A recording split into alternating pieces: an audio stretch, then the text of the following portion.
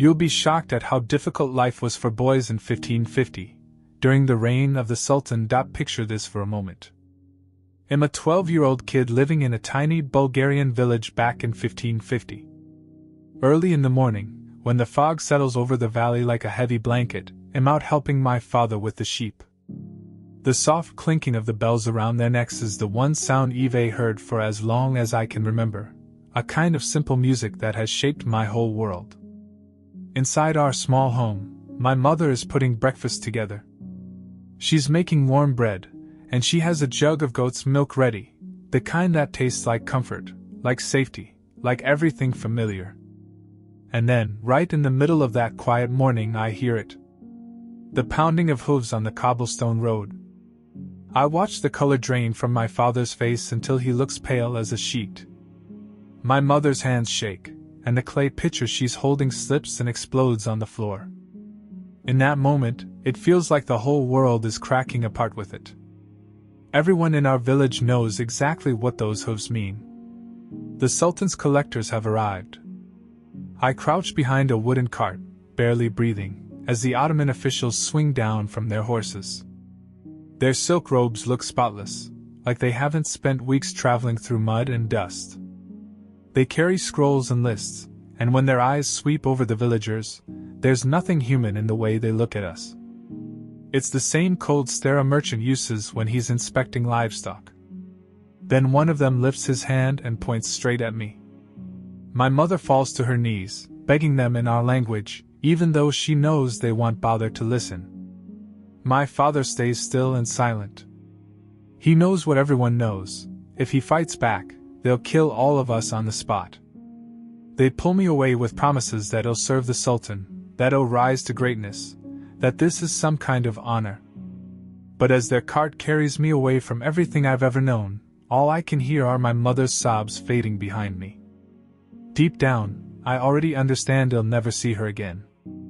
That moment marked the start of a new life, a life as a palace boy, a golem in one of the most powerful empires on earth. And the things waiting for me behind those palace walls would make me long for those quiet mornings in the misty valley, watching over the sheep. Before we get into these stories of survival and forgotten suffering, let me say this. If you enjoy uncovering the hidden truths of history, hit that like button and subscribe for more. And let me know in the comments where you're listening from. It amazes me how people from all corners of the world gather here to explore these old stories together, connected across time by simple curiosity. The journey to Istanbul gave me my first real taste of the cruelty that would shape my new existence. They marched me and dozens of other boys for weeks across rough terrain, feeding us barely enough to stay upright. Most nights, we slept out in the open or huddled under makeshift shelters that hardly kept out the wind or rain. The boys who got sick, fell behind, or just couldn't keep fighting were simply left on the roadside to die. I learned my first lesson about palace life long before reaching the city. Weakness meant death. Only the strongest, smartest, or most adaptable had any chance of making it. The boy walking next to me was maybe 14. He came from a Greek fishing village, and his name was Niran, though he whispered that he wouldn't be allowed to keep that name for much longer. On the third night, he tried to escape. The guards caught him before he got far. They hauled him back into camp and beat him in front of all of us to make their point. His screams carried through the night, and I squeezed my eyes shut, trying not to hear it. But I still learned the lesson they wanted burned into us. Escape wasn't possible, and fighting back would only get you killed. By the time Istanbul's outline rose on the horizon, I had learned to move quietly, to speak only when ordered, and to make myself disappear whenever the guards started looking around for someone to torment. I saw boys vanish in the dark, some ran, others simply couldn't take another day. Their empty spots in the line were a constant reminder that any one of us could be next. When we finally reached the outskirts of Istanbul, the view should have inspired awe, the tall minarets stabbing the sky, the sweeping dome of Hagia Sophia, and the enormous palace complex that would soon swallow us whole. But instead of wonder, I just felt a cold, heavy dread settle deep in my stomach. This city represented everything I had lost, and everything I was afraid I would become. As soon as we arrived, they put us through our first selection. Ottoman officials divided the surviving boys into groups based on what they thought each of us was worth. The process was humiliating. They checked my teeth like I was a horse, tested my reflexes, asked me to repeat the few letters and numbers I knew. They measured my height, looked over my skin, and studied my face with the same detached eye you'd expect from someone evaluating artwork. The most promising boys, the smartest, the strongest, the most handsome, were destined for the palace school, the Enderun. The others would become janissaries, elite soldiers of the empire. But for the boys chosen for palace life, there was another kind of ordeal waiting, one that didn't just test your body, but chipped away at your soul. I was among the fortunate ones picked for the Enderun school within the walls of Topkapi Palace. The officials smiled when they saw my clear skin, my bright eyes, and whatever intelligence they thought they spotted in me. At the time, I didn't realize those smiles weren't friendly. They were the satisfied grins of predators who had found a promising new target. People sometimes call the Enderun School the world's first structured education system for gifted children. But from where I stood, it felt like something far darker. People often describe the Enderun School as a place for brilliant young minds, and in a technical sense, that's true. But that description barely scratches the surface of what education really meant for boys like me, boys torn from our homes and dropped into a world designed to reshape us from the inside out. Sure, they taught us languages, Arabic, Persian, Turkish. They loaded our days with lessons in math, astronomy, literature, and law. They trained us in music, calligraphy, and all kinds of specialized crafts. But that knowledge came attached to a price far heavier than any book or lesson. Inside the palace complex, which became our entire world, life twisted into something sharp and dangerous. The place was a labyrinth of glittering marble halls, richly decorated rooms, and narrow hidden corridors where anything could happen if you weren't careful. We slept in dormitories sealed off from the outside world by walls, guards, and layers of strict rules that made even the thought of escape feel impossible. The dorm where I spent my nights felt like a stone coffin stretching into the darkness, lined with narrow beds dressed in silk that somehow made me feel trapped rather than comforted. On my very first night there, I lay awake, staring into the dark, listening to the sounds that would eventually define my confinement. Boys quietly crying into their pillows, trying not to let anyone hear whispered conversations in languages I couldn't understand, the soft thud of older students and supervisors patrolling after lights out. I held on to the tiny wooden cross my mother had slipped into my hand on the day they took me. I clutched it like it could somehow protect me. But by morning, even that last piece of home was found and taken away. They gave me a new name, Mesrin, and told me to forget the boy I had been. Forget my Christian faith. Forget my past. Conversion wasn't a suggestion, it was a requirement. They staged a grand ceremony, full of pomp and pride, as if I had chosen this new identity for myself. But I knew the truth, and so did everyone else. I had no choice in any of this. I repeated the words they told me to say, but inside I held tight to the memories of my parents, their voices, their stories. What made this place truly terrifying wasn't just the rules or the loss of identity. It was the quiet, calculated way they stripped away your will and rebuilt you into something useful to the empire. Advancement in the palace didn't just depend on your grades or your skills. It depended on whether you could satisfy the people above you. And satisfy could mean things no child should ever have to learn. My first lesson in those unspoken rules came from an older boy named Armat. Had been in the system for 3 years, and one evening he sat himself down on the edge of my bed like he belonged there. He spoke with this unsettling mix of threat and false kindness. "You're new," he said, giving me a look that made my stomach twist. "You don't know how things work yet. But I can help you. I can protect you. The teachers trust me, and they listen when I recommend boys for better assignments." His hand rested on my shoulder, and I froze. I was only 12, and I'd never been touched like that. There was something in his voice, something in his eyes, that made my whole body tense. Then he leaned closer and whispered, "But you'll need to show me you're grateful. There are ways younger boys can repay older ones. Special ways. Just between us." He was offering the same impossible choice that thousands of boys before me had faced. Refuse, and I'd be punished, isolated, and possibly lose any chance of advancing. Accept, and I'd be handing over the last fragile pieces of my childhood to a system that treated our bodies like currency. There were no good options, only ways to survive. The palace had its own twisted ecosystem built over generations.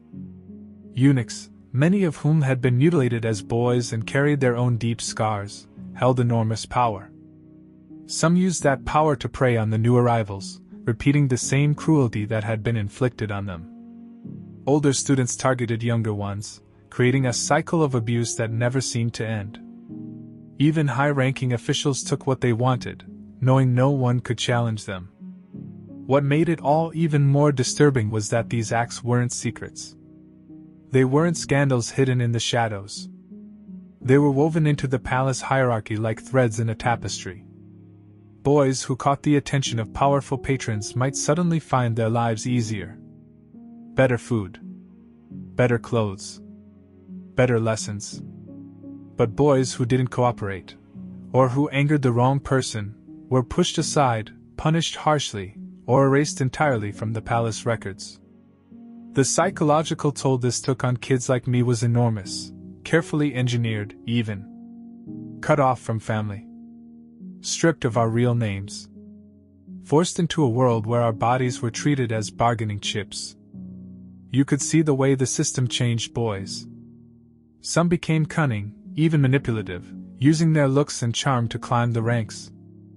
Others went quiet, hollowing out on the inside until they moved through their days like ghosts.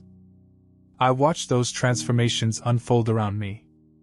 Demarian, who had come from a village not far from mine, learned to smile and flirt with the older boys and teachers.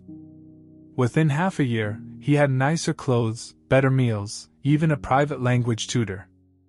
But his eyes had lost all warmth, and he never mentioned his family again. When younger boys arrived, he looked at them with the same cold, calculating expression the officials had once used on him. Stevener, a fisherman's son from a Greek village, chose a different path. He refused every advance, no matter the cost. He took beating after beating, punishment after punishment, until little by little he slipped into a kind of quiet, fading existence, still alive, still walking, but barely present. Stevener kept going through the motions, doing his chores and studying just well enough to avoid trouble, but there was no spark left in him. Each day he seemed to shrink a little more, until one morning his bed was empty. Nobody talked about him again, like had never existed at all. I tried to walk a narrow line myself, giving in just enough to survive, but holding on to some small piece of who I used to be. But the palace wasn't the sort of place that allowed balance or compromise. Every day brought a new kind of challenge, a fresh choice between humiliation and outright destruction. It felt like the whole system was built to grind you down, reshape you, and turn you into something unrecognizable. From time to time, European visitors caught glimpses of this hidden world, though their reports were clouded by their own prejudices and limited access. A Venetian ambassador from the 16th century once wrote about the excessive affection officials showed toward their young male attendants.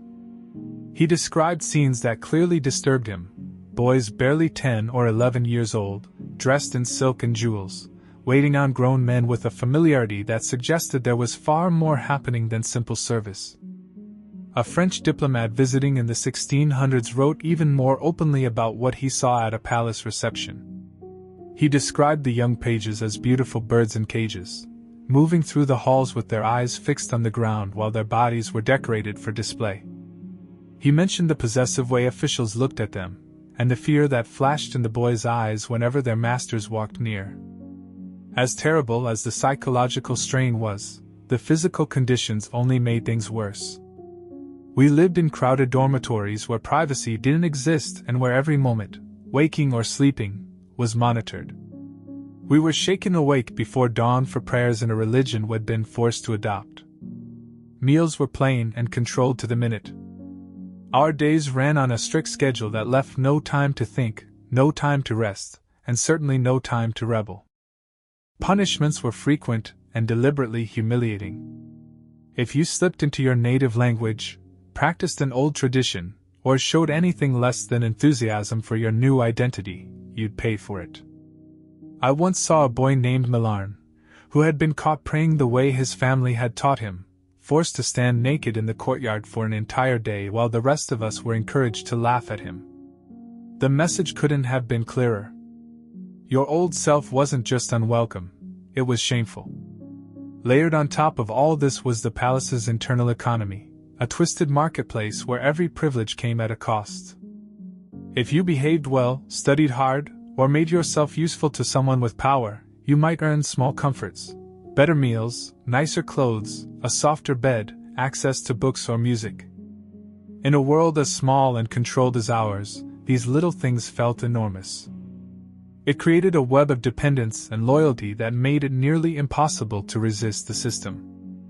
And so I learned how to play the game far earlier than any child should have to. I found out that if I helped older boys with their studies, they might shield me from their own worst impulses. If I excelled in a subject, a teacher might take me under his wing and offer some protection. If I acted enthusiastic and obedient, I might be granted tiny freedoms that felt like breathing room. Some boys tried to escape, but the palace sat on a peninsula surrounded by water, and getting away was almost impossible. Anyone who was caught was punished in ways designed to terrify the rest of us. I saw them drag back a boy who had tried to swim across the Golden Horn. By the time they hauled him onto the shore, he was barely conscious. The beating they gave him afterward left him crippled for life. He became a living warning, shuffling around the grounds, broken and silent, a reminder of what happened to those who chose rebellion. The few who did get away had no idea what to do next. They'd been inside the palace for so long, their old identities stripped away piece by piece, that going home wasn't really an option. Their families might not even recognize them. Their villages could reject them for converting or serving the empire. And most of them had no skills that mattered outside the palace gates. Many who escaped were captured within days. The ones who stayed free often found themselves lost, drifting through a world that no longer had any place for them. As I grew older within that system, surviving through a mix of intelligence, caution, and carefully measured obedience, the challenges only got harder. The corruption seeped deeper. The boys who rose to the top, the ones the palace considered success stories, might end up running parts of the empire someday. But that success came with a terrible cost. They became the very men who continued the same cycle of cruelty. And that realization hit me like a blow.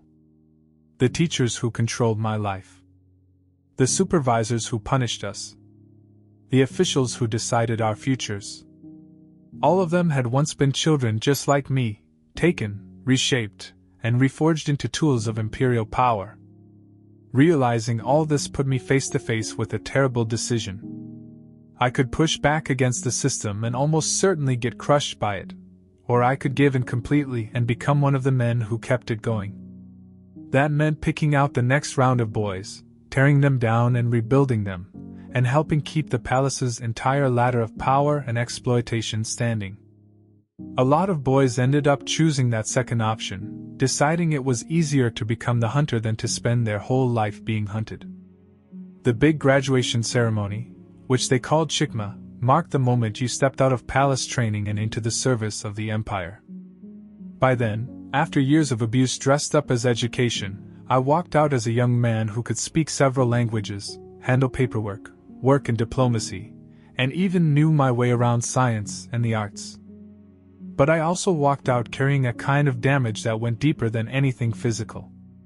My idea of power had been tangled up with exploitation, and my ability to form normal relationships had been bent in ways I wasn't sure would ever fully heal. For plenty of boys, moving forward didn't feel like freedom at all, just another version of the same exploitation in a different uniform.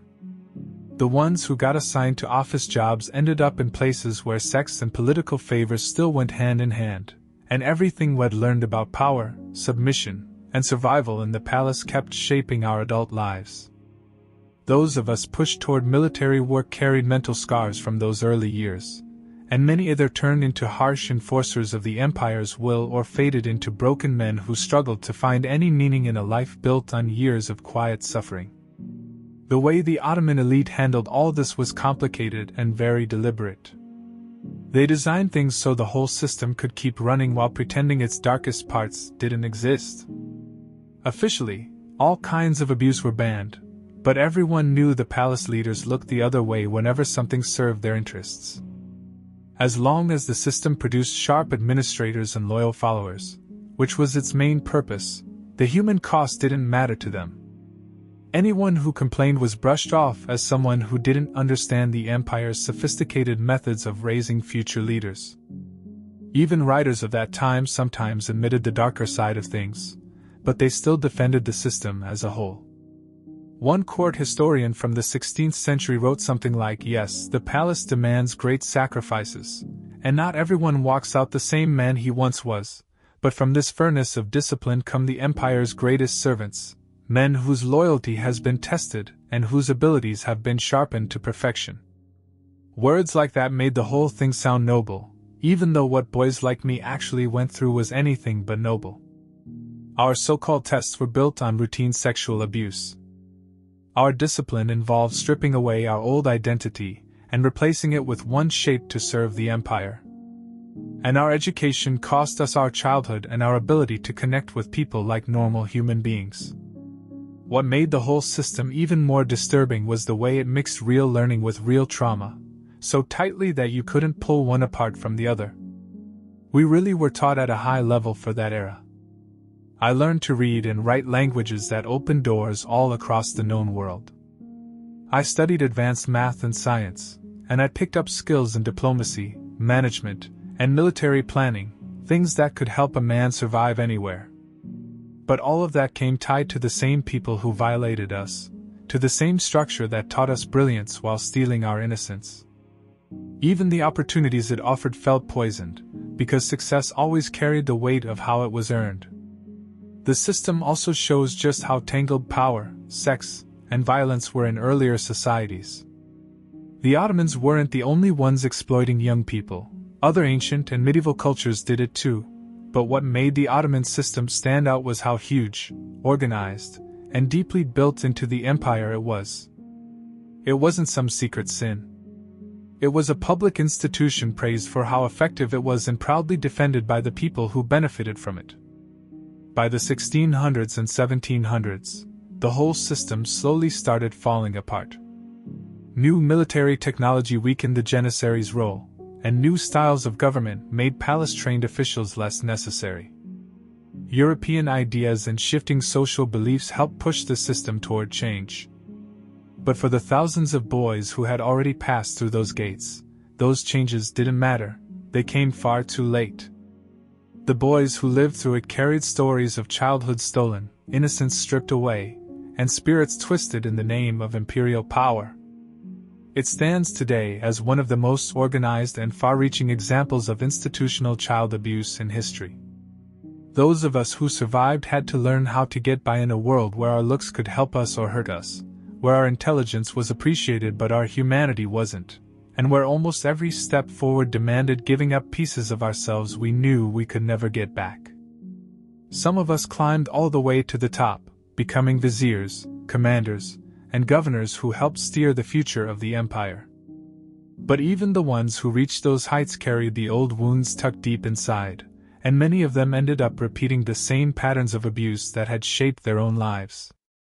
Others simply vanished into the background of history, their lives barely recorded and their suffering left unspoken, remembered only as lines in dusty registers noting when they arrived, how they were trained, and where they were eventually assigned. The palace itself still stands, its stones unchanged even as the empire that built it has long disappeared. Now it's a museum. Tourists wander through its polished rooms, admiring the beauty, the carved wood, the rich tiles, and the elegant designs of the Ottoman court. They stare in awe at the same chambers where boys like me once lived and learned, but they only see the surface, the shine, the craftsmanship, the splendor. The marble hallways never reveal what really happened there. The rooms that once mixed education with exploitation sit quietly, holding tight to secrets that generations of boys paid for with pieces of their souls. Guides talk proudly about how the palace school trained brilliant administrators, how it helped build a powerful and efficient empire. They highlight its innovative methods and the success of its graduates. But they rarely mention the abuse that sat at the heart of the whole system. They never speak about the boys who died rather than give in, or the men who walked out alive but emotionally shattered, forever carrying the weight of what happened inside those walls. As I bring this account to a close, thinking of your imagined story as just one of thousands like it, and reminded that these aren't just strange old tales from far-off history. They were lived by real children. Kids were taken from their families, stripped of the identities they once knew, and pushed into a world that valued their beauty and intelligence but cared nothing for their humanity. The empire needed tools, not people, and boys like you were shaped into exactly what it wanted. When I picture you standing there in those cold marble corridors, fear tightening your chest and your voice trapped somewhere inside you, I realize you stand in for countless real children whose names we'll never learn. Their individual stories were never written down, and the suffering they endured was never acknowledged by the very system that used them. In a way, your ghost, and the ghosts of all boys like you, still wander those halls, reminding us that behind every display of imperial glory sits a foundation poured from human pain, especially the pain of those who had no choice at all. The horror wasn't just in the physical abuse, but in how routine it became, how accepted, how invisible it grew once the years rolled on. Boys like you lived and died inside a machine that saw you as something to shape, polish, and use, beautiful objects instead of human beings. Your story, and the stories of all those unnamed children, deserves to be remembered not as an exotic bit of history, but as proof of how strong the human spirit can be even when trapped inside a cruel and organized system. The morning air that once carried your scared footsteps has faded long ago, but the memory of what you endured still echoes through time. It forces us to acknowledge the price that was paid to build that golden age of empire. By remembering your story, we honor not only your suffering but the suffering of every child throughout history who was pulled into systems of power, used up, and forgotten, victims of worlds that cared more about conquest than compassion, more about empire than innocence.